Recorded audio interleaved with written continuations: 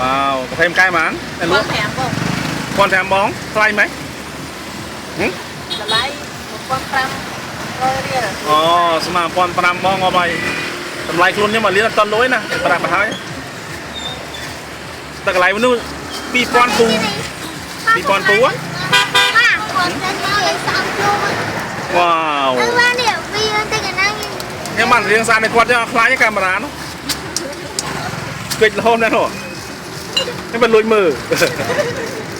Ba. Hả? Tao bán nó như từ đó cô mua qua đây mà. Hay chụp lang luôn nó mong mắn.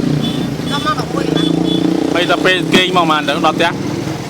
cái tôi lên cơm đấy. Ừ. Nhưng mà tôi mua cái nào mà. Hay tập về dài lang mong mắn làm sao? Mong của cái Một cái vậy. May là cái thờ hồ si chân.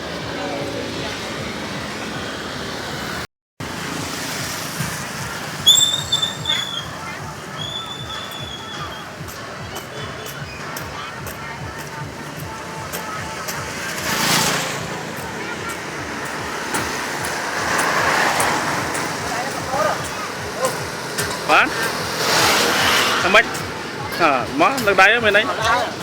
Wow, lôi mấy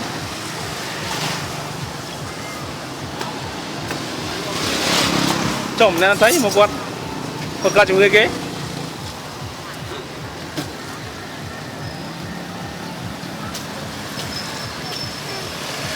Con cá ơi nhỏ hỏi. Ừ. Con cá nhỏ. nó thôn của em không? rồi.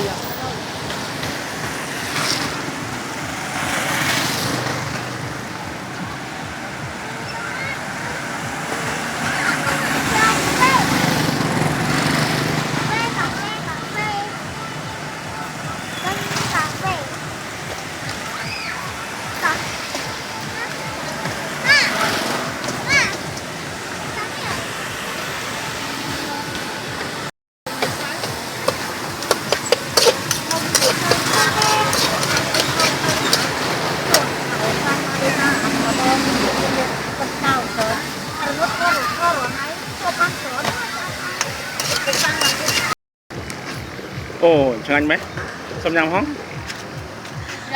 Đó tinh nhà bò bò nhầm chè đây không? Nè bò ngược lao vậy?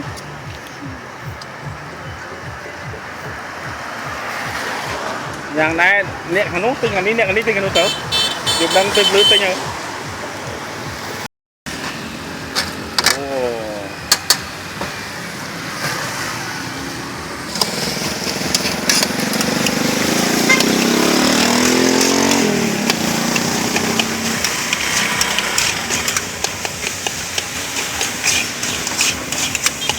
Ôi chui mấy nè.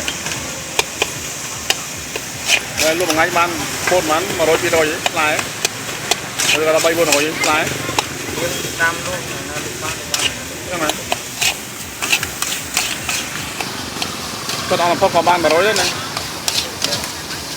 Wow, lôi tất này.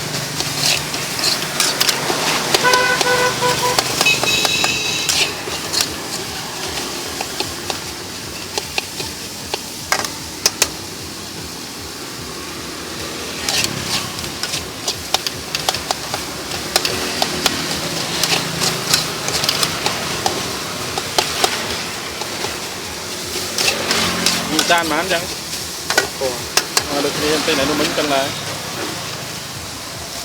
Liên rồi xuống lụt lại những cái tình mà lụt thao những cái tình mình lụt đi kia anh đang còn lấy này.